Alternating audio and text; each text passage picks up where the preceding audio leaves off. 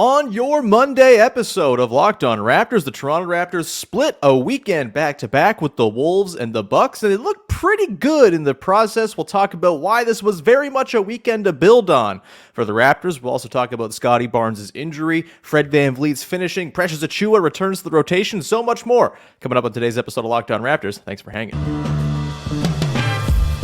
You are Locked On Raptors, your daily Toronto Raptors podcast, part of the Locked On Podcast Network, your team every day.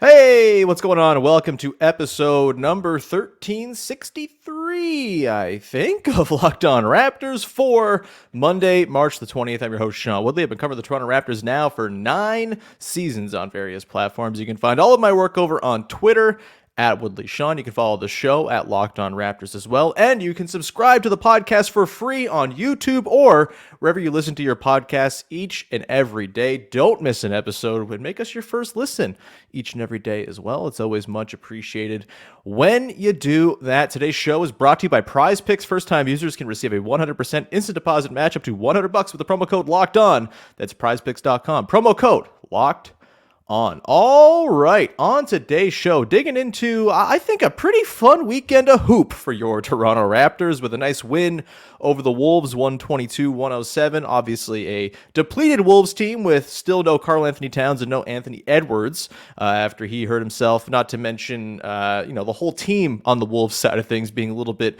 fatigued, I would suggest, after going to double overtime in Chicago on Friday night, not getting into Toronto till like 4:30 a.m. So, yeah, schedule advantage for sure, but the Raptors took care of business. And then the Bucks game, look, they lose to the Bucks. I know there's no real moral victories anymore because of the state of the team and where the standings sit and all of that, but I kind of think this was like a moral victory. It felt good. It looked like they had their stuff in order against the Bucks in a way that I don't really know if they've had against really top competition throughout the season. And yeah, just, I don't know. It felt encouraging. It felt like watching the real Raptors play basketball. There was some bad stuff that came out of it. The fourth quarter was certainly a bit of an adventure. Not the best offensive performance you'll ever see. Will Barton kind of shooting the team out of it in sections.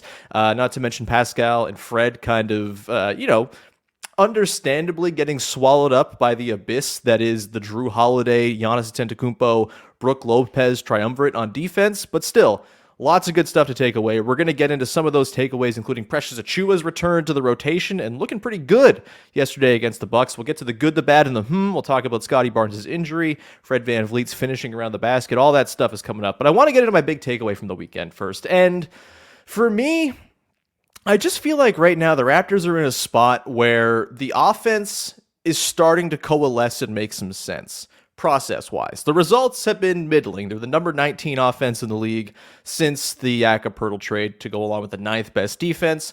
The defense obviously has, I think, seen more drastic and obvious improvement since the arrival, but I do think Jakob Poeltl has really helped to organize the process for the Raptors offense as well. And I think you're seeing now they're layering in more stuff to make the offense flow with, again, that sort of Fred VanVleet pick and roll that we've talked about so much, kind of operating as the backbone and the sort of bailout play, the thing they can go to at any time to start or try to finish off a possession that's maybe fizzled out elsewhere, that is. That's still the backbone, but now they're sort of sprinkling in some other stuff that's adding some more flow to the way things are working.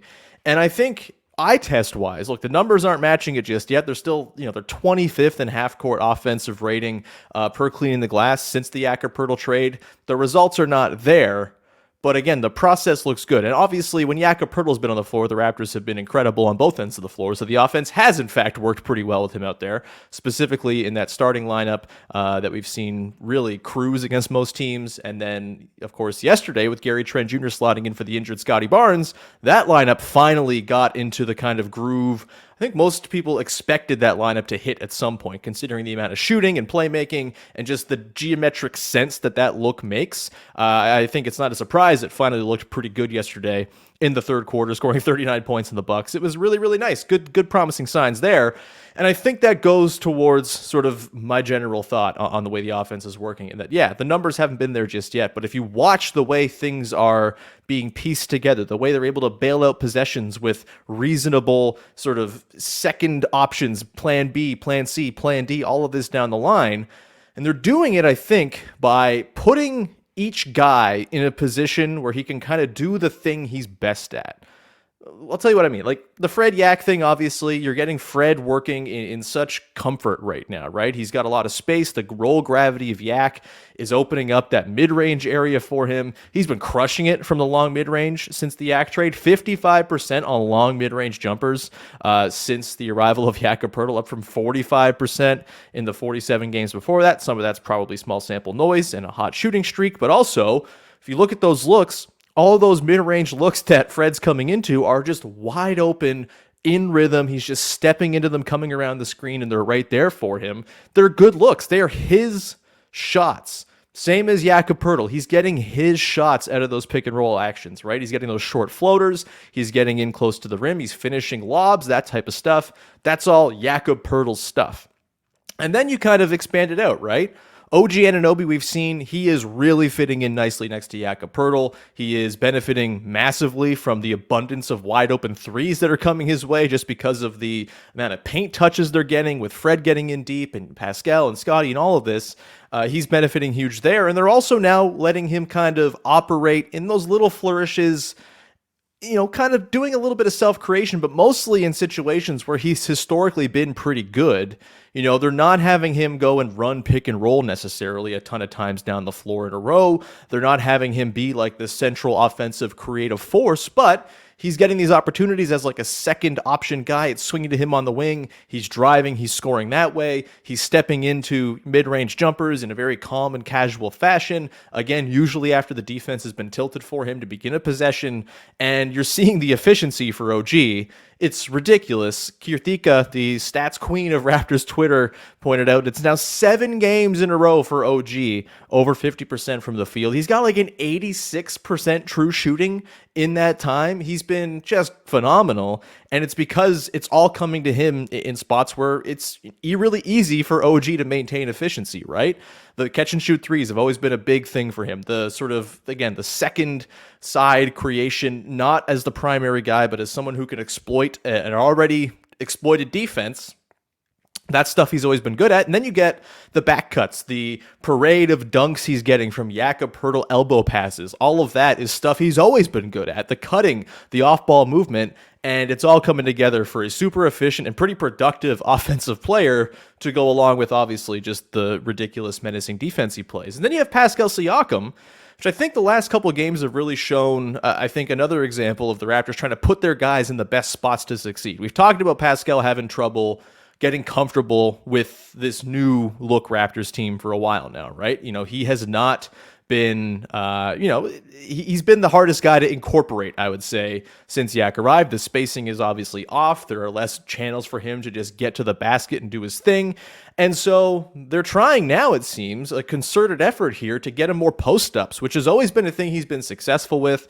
This season, he's averaging just a smidge under 1 point per possession as a post-up scorer, which is in the upper half of the league efficiency-wise, 57th percentile or something like that per the NBA.com numbers. Not amazing, but like, we know those are productive plays. We know Pascal, in the right matchup, he can go to work. He can spin guys into oblivion. He can play make out of those double teams that are going to come his way really effectively, way more so than, say, back in the bubble in 2020, where that weakness of his game was exploited. It's obviously expanded so much since then because he's just a bloody good playmaker. And we're seeing even now in games where he's not putting up crazy efficiency. You know, he was 5 of 14 last night.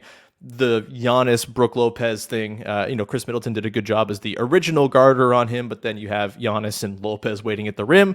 It's going to be tricky. He missed some threes as well. He was, 4 of 9 on 2, so not like horrible, kind of what you expect against a really good rim protection team like the Bucks, but still, not the most efficient night, but he still had 7 assists, and a lot of that, we saw it down the stretch, the beautiful footwork and the pivot foot and the patience waiting for Jakob Poeltl underneath for those big-to-big passes. We know he's obviously got the playmaking out of double teams to swing it around and get the ball moving around the horn.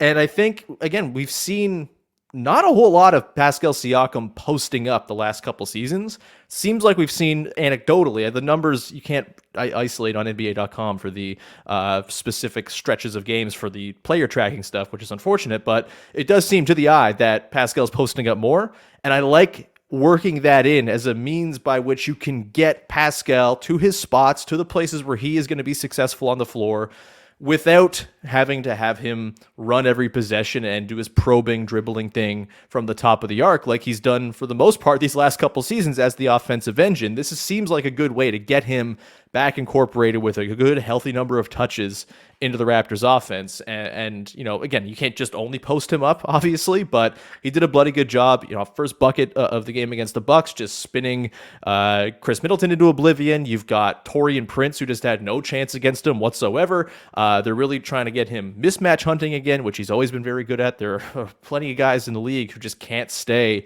in front of Pascal's first step. They can't handle him physically. And I think that's got to be the way you kind of work him in. And the Raptors, I think, are showing that they've tried to do that. You have Gary Trent Jr. working in the way he's kind of always worked, just as like an off-ball beneficiary of other guys tilting the defense and creating advantages. Overall, the flow, the way the offense connects, the way they are stringing together full possessions of like meaningful actions and progression towards the looks they want, the number of times they're actually getting a good look out of these possessions feels, like there's been a significant uptick there. They haven't completed those looks all the time. They've had, spells where it's gone a little rough. Third quarter against the Wolves comes to mind, obviously. Fourth quarter against the Bucks. It's still not perfect, but the process is there. And they're doing it, again, by getting guys into the position where they can most succeed, by doing things that historically they've been very good at. Scottie Barnes, I think, is the next guy to try to weave in here. We'll talk about Scottie later. It's a little harder with him because I think there's still some uncertainty as to like what are his shots, as it were, like what are the looks you're trying to get him to. But he's got a lot of stuff going for him. I'm sure they'll figure it out. And hopefully it's not too long till they can get him back in the lineup and continue layering him into the offense in a more consistent, regular way. We'll get to that a little later on. We're also going to get to a couple of quick notes from the weekend. Precious Achiuwa's return to the rotation. Fred VanVleet's finishing. It's been really impressive. He looks just incredible right now. We're going to get to that in just one sec, and then we'll get to the good, the bad, and the to round out the show. Before we do all that, however, I've got to tell you about our good friends today over at Prize Picks, who are making daily fantasy sports fun, easy, and super accessible. I am the kind of person who does not like to play season-long fantasy sports.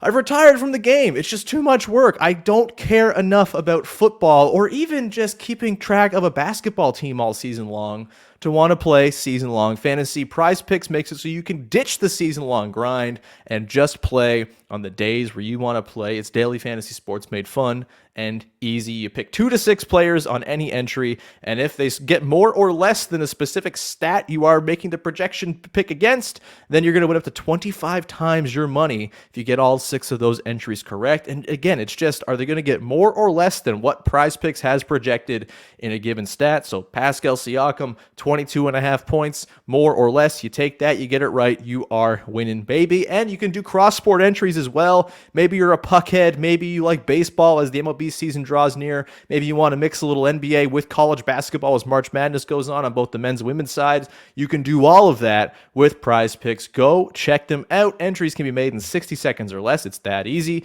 Safe and fast withdrawals are currently operational in over 30 states and Canada and every province except for Ontario at the moment.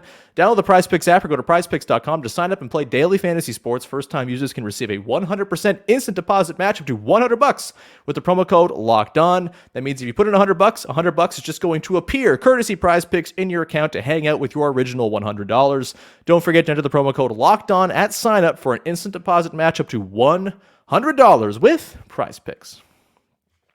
All right, continuing on here with your first listen of the day, breaking down the Raptors 1-1 weekend against the Wolves and the Bucks. Again, a weekend I think to build on, a weekend to feel pretty good about, a weekend to maybe get you thinking about sweeping an upcoming 4-game homestand against the Pacers, the Wizards, the Pistons, and the Miami Heat. All very winnable games, all very important games as the Raptors try to track down that 8th seed. And you see along scrolling on the bottom for the viewers if you're watching on YouTube, but we can refresh the standings as well for the play-in conversation if you'd like. The Raptors currently 9th place, 35-37, half a game back of the Hawks, who lost to the Spurs yesterday.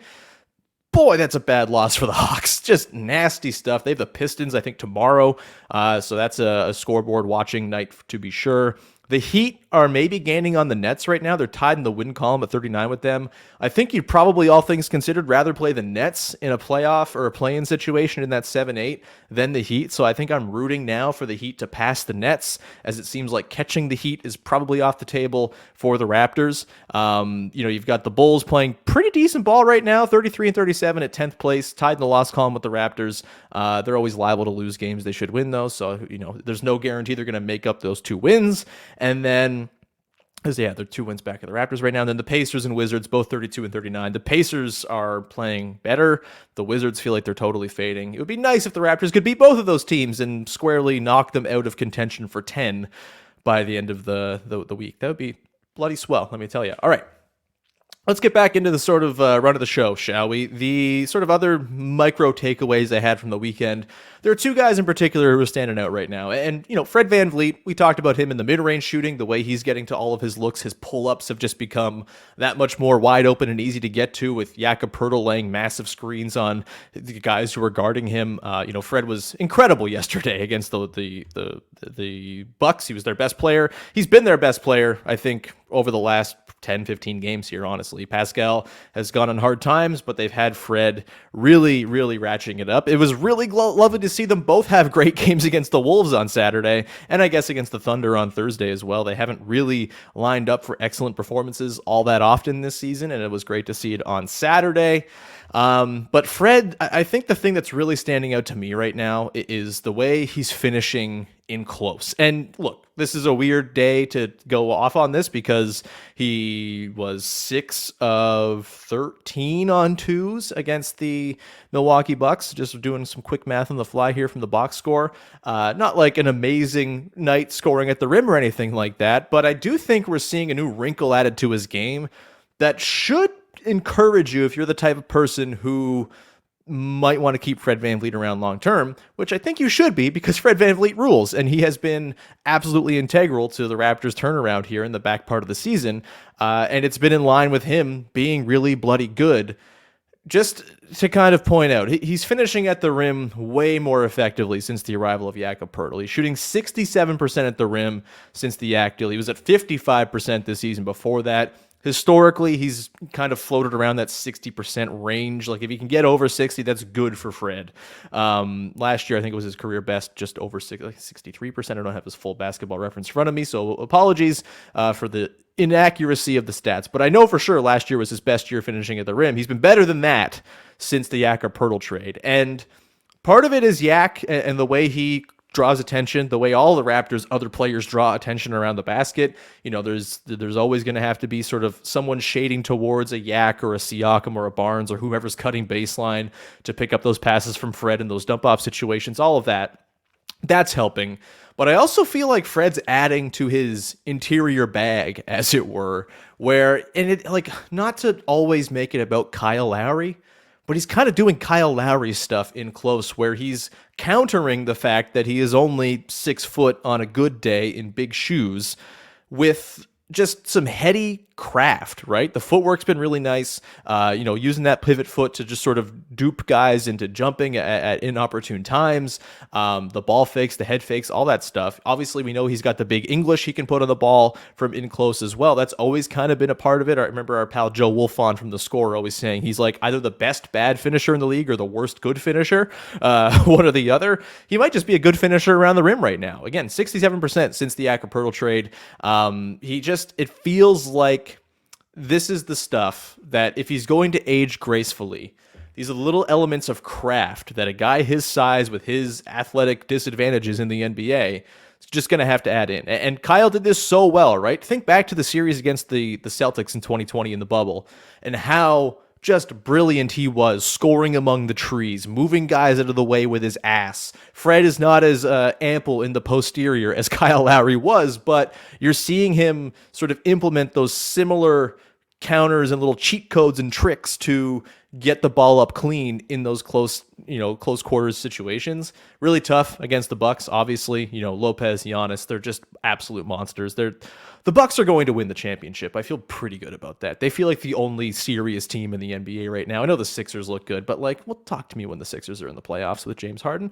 The Bucks are just ridiculous, and I don't think it's I don't think it speaks ill of Fred that he maybe struggled scoring inside against the team that makes everybody struggle scoring inside. But generally speaking, just sort of on the whole, he's really working in a little bit more in terms of counters to his lack of size, and I think that's a massive, massive development. Loving to see that, and hopefully that can continue.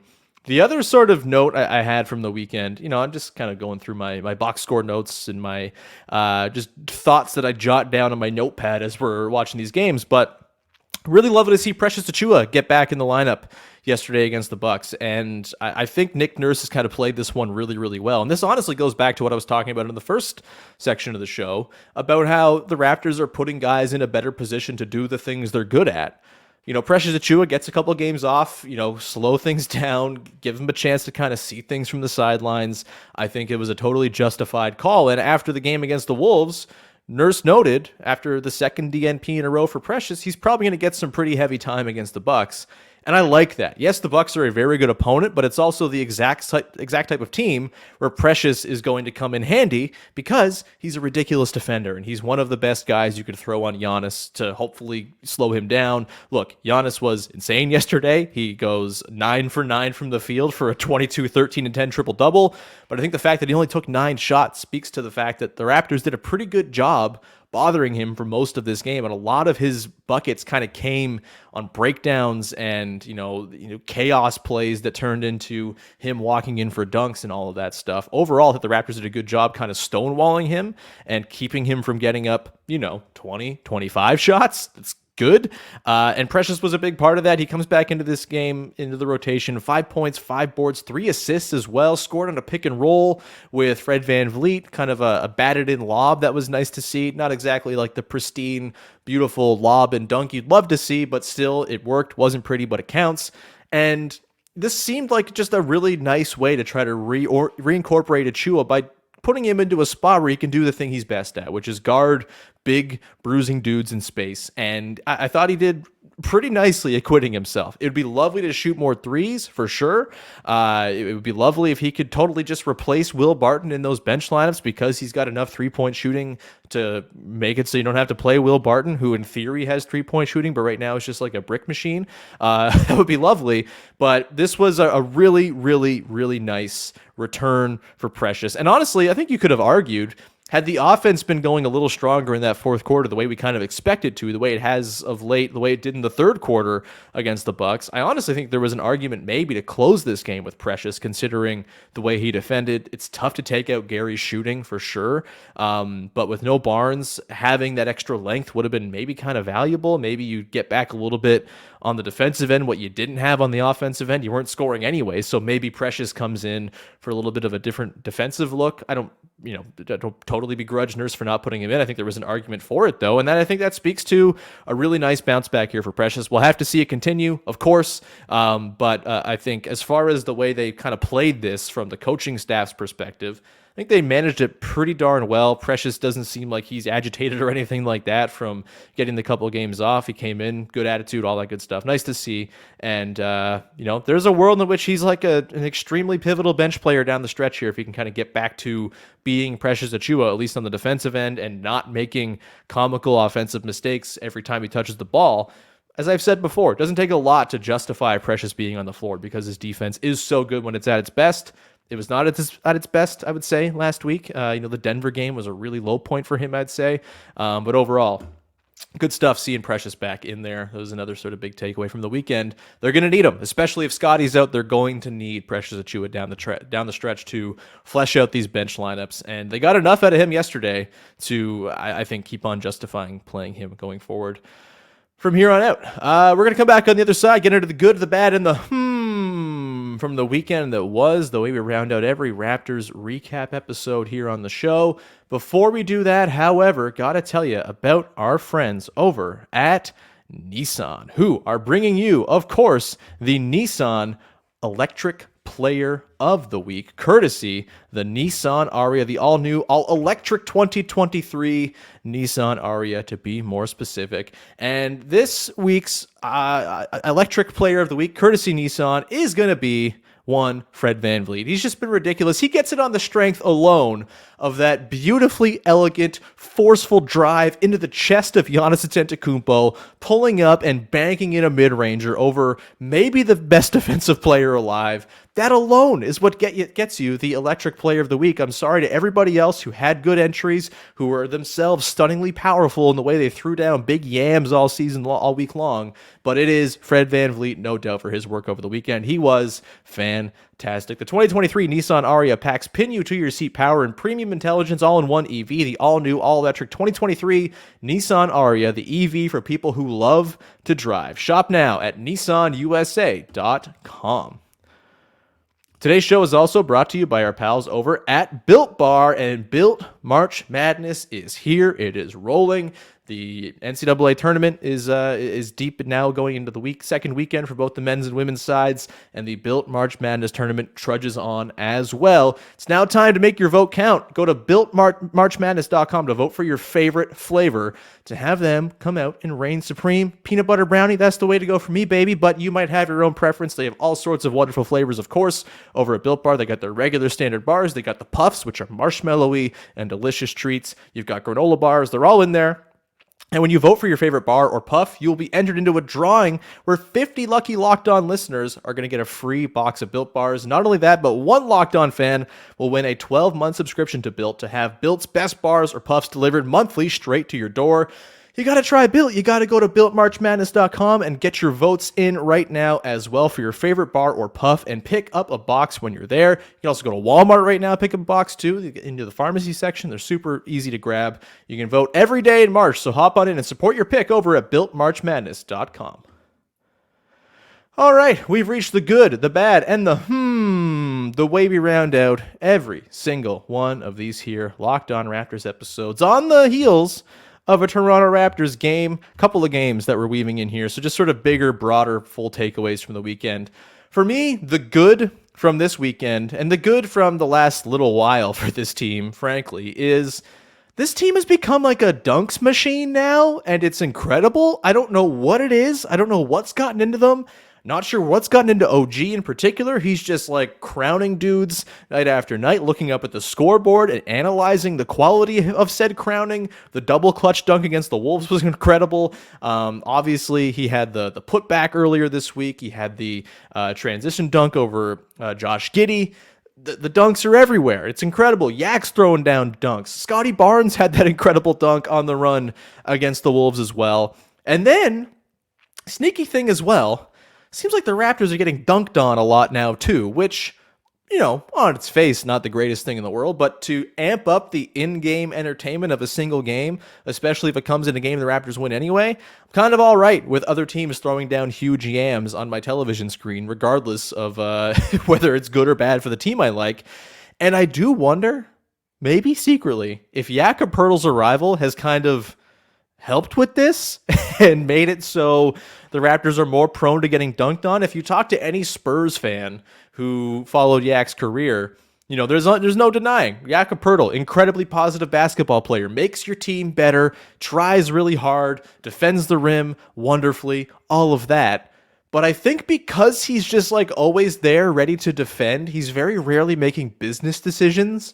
It feels like Yak is way more prone to getting yammed on than most other centers in the league. And I kind of like it. I appreciate the sort of the gumption to go up and know this is probably going to end in a poster, and still being all right going up and contesting these dunks. I think Brook Lopez had one on him in the game against the Bucks. I think Naz Reid's big one came against Yak. It might have been against Pascal. But I know Yak's been dunked on a whole lot since arriving in Toronto. And I'm fine with that. It's cool. Most of the time, you're coming out laughing when Yak goes to defend at the rim. sometimes it's going to end horribly. And I think, anything you can do to raise the dunk factor of any game is always good. I've always wanted the Raptors to be like a team where they're just like defined by the dunks they throw down. I think back to some of my favorite, most memorable sports teams. Like I loved the Lob City Clippers. They were incredible. I know they were annoying and everyone hated them, but they were super fun to watch because they dunked so much. The Dunk City, Florida Gulf Coast University team is like my favorite college basketball team of all time because of the dunks. The Raptors throwing down big dunks. We love it. More of them, please. We'll probably have to do some sort of deep dive in the near future on who, in fact, is the best dunker on the Raptors because seems like there's heavy competition. We're going to move on now to the bad from the weekend that was. And that's the Scottie Barnes injury. It sucks. Hopefully he's all right. He left the game. The X-rays were negative, as I talked about on the broadcast last night, but he will be reevaluated. We'll probably get some word. Honestly, by the time you hear this, we might have another update on Scottie Barnes. Thankfully, no game till Wednesday, so a couple days to rest it, and there's no break, so that's good. But we know OG missed quite some time with a wrist injury. I believe it was Scottie's non-shooting hand, so maybe that's helpful. Also, not the most helpful because he likes to finish with that left hand. He likes to dribble with the left hand. All of that. It's important to have both functioning hands if you're a professional basketball player, as it turns out. And we did see for sure the absence of Scottie Barnes in that fourth quarter against the Bucks, right? Just not having that extra guy to create where you have Jrue Holiday just completely draped over Fred VanVleet for most of that game. And Fred, to his credit, did a great job working around it. Really, really good job from him. But Pascal, Giannis guarding him for stretches, Lopez at the rim waiting for him. Middleton even did a pretty good job against him for some stretches. Sometimes he got absolutely cooked. It was kind of a mixed bag there for Middleton. But either way, there's just the roaming presence of Giannis makes it difficult for a guy who lives in the area of the floor that Pascal Siakam lives. And it just would have been huge to have a third guy you could really trust to go and create for you. I know OG's been killing it of late, but he's not a playmaker. He's more of a play finisher. Same with Gary Trent Jr. They've run through Scottie, Pascal, and Fred pretty much, not equally necessarily. Fred's had a little bit more in terms of the touch share, but Scottie's been right alongside Pascal as far as touches, as far as, possessions that run through him, and not having him is big. Even if he's maybe not been incredible all the time, he's had his moments here and there. Of course, he's been, I think, a lot better the last week or so. So it's a shame to see him go down now in particular, but that's going to be a challenge. It's going to test their offense. It's going to test whether or not this team can survive without absolutely perfect circumstances too, right? And I think that's important. We talk about the information gathering zone the Raptors are in right now. This is part of it too. Can the starting five be good enough? Can the core players on this team be good enough to carry them when they're missing a guy or two? Because guess what? They've been very healthy. They've been, like, by Raptors standards, as healthy as they've ever been over the last few weeks here, the last month or so. That's been lovely to see, but also you can't just count on health always being a thing for you. Even if the Raptors maybe get to dial back their style of play, they'll be less injury prone, less prone to freak accidents on the floor, that type of stuff. Injuries still happen. You have to be able to thrive and, get through when you're missing important players. And this will be an interesting test of, all right, this core minus one of these core guys, is it enough? Does the bench have enough juice to support and supplement and all of that stuff? And it's especially tough right now because Will Barton, as like that other offensive creator type, is not doing a whole lot. Yes, he can kind of break down the defense time to time. Yes, he can get to pretty decent looks for himself, but he's not knocking them down. And at some point, you just got to knock him down. And he hasn't really knocked him down all season long, so I don't trust that there's going to be some big sea change and Will Barton's just going to become an efficient 58% true shooting guy or something like that while Scottie Barnes is out. So it's going to be a challenge for sure. I do think that Fred, Trent, OG, Siakam, Poeltl lineup is got all the juice, all the fundamental pieces that you need for a really positive lineup. It was nice to see them finally catch a groove yesterday after really struggling in their limited minutes together before yesterday. But if they don't have Scottie for a little stretch here, it's going to be a challenge for an offense that's already struggling to, again, turn good process into good results. Without Scottie, that's going to get more difficult. Hopefully, he's all right. Maybe we see Jeff Dowden get the call up. Only 7 games left on his two-way, obviously, but maybe you just need him in there as like an extra point guard type with no Scottie available.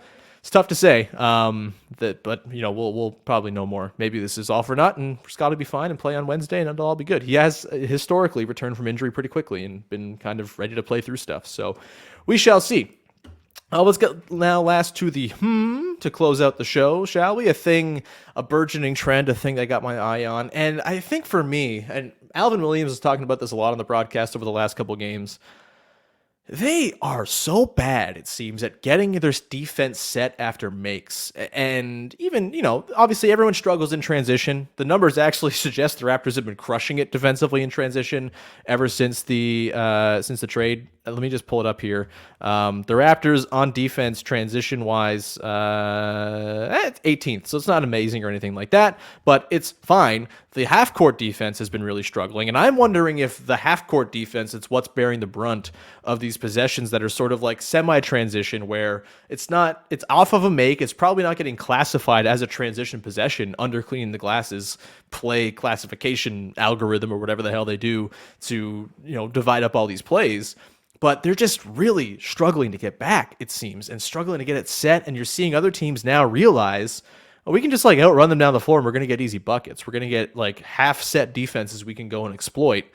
And look, part of it is because the Raptors crash the offensive glass like maniacs, and they do a very good job of it, of course, as well. Right now, since February the 10th, so since the Jakob Poeltl trade, they are first in points per miss in terms of putbacks per cleaning the glass. They are sixth in points per play off of misses. They're fifth in overall plays where they get a putback opportunity. They're doing it a lot. They're crashing the glass and they're effectively scoring in those situations. But I wonder what the drawback is if other teams are now using the offensive glass aggression as a thing against the Raptors, where they can just go sprint back to the other end. This is the constant push and pull of NBA trends and coaching, and the natural inclination for a lot of teams, with a lot of these teams over the last couple seasons really prioritizing offensive rebounding in a way that it wasn't being prioritized in the few seasons prior. I wonder if now there's just a more concerted effort to just go run as quickly as you can off of makes, run as quickly as you can, and sort of get down and beat the defense down off of missed putbacks or just off of defensive rebounds, all of that. I do wonder if maybe the Raptors got to try to find some balance here. Do you maybe change the way you approach crashing the glass? Is Jakob Poeltl being your offensive rebound horse going to do it for you when he's your slowest of foot guy? Is it maybe make more sense to have Scottie and Pascal and OG crash from the wings and have Yak kind of track back and abandon offensive rebounding almost entirely? It would be a shame because he's bloody good at it, and it's been a huge lifeblood for the Raptors on offense. But I do wonder if, as their offense gets a little bit better here, as you would think, again, the good process starts to lead to better results, can they maybe give a little bit back in the offensive rebounding department to just stop getting just outrun down the floor? It's, yes, it's an effort thing too. They should probably try harder to run down the floor, but I do think it's more a schematic thing where they are crashing the offensive glass just like they kind of always have. They are a super heavy offensive rebounding team. They're number 4 in the league since the Yak trade in terms of offensive rebounding rate. This is what they do. But I do wonder if there's a cost to it, and if it's just not getting your defense set quite enough, and if that's kind of hurting them. We'll see. Maybe they find an adjustment for it. Maybe it's small sample weirdness, but that is the point of the section of the show. We will leave it there. Thank you so much for tuning in, and really appreciate you, of course, supporting the show. We'll be back again tomorrow with our pal Vivek Jacob. He's going to stop by. We're going to have a bigger picture conversation about something. You have yet to decide what the topic will be, but we will dig into it with Big V as we prep for the Raptors. Big homestand. Again, man, if they can go 4-0 on this trip, on this homestand, that would be pretty massive. Although I do think right now the basketball gods are aligned against the Raptors ever reaching 500, so maybe that is the reason to not expect or hope for a sweep of this homestand. But if you can come out of here 39-37, or at the very least 38-38, I think you're laughing and in pretty good spot to go grab that 8th seed from the Hawks, who are not playing very good ball right now. We will leave it there. Thank you so much again for tuning in. Please go and make your second listen of the day Locked On Leafs, as Mike DiStefano, Dave Morisuti do a wonderful job breaking down the Buds as they get ready for their own playoff push, as they're pretty solidified as the number 2 seed in the Atlantic Division right now, but you never know. Things can go weird and get haywire and wonky. Either way, lots of pressure on the Leafs, and Mike and Dave do a great job contextualizing it all for you. Also, Locked On Blue Jays is back soon as well. Craig Ballard taking over the show. Should be available, I think, in time for the start of the season, so go get yourself subscribed to Locked On Blue Jays as well to be ready for that. And with that, we'll leave you there. Thank you so much. We'll talk to you Tuesday. Bye-bye.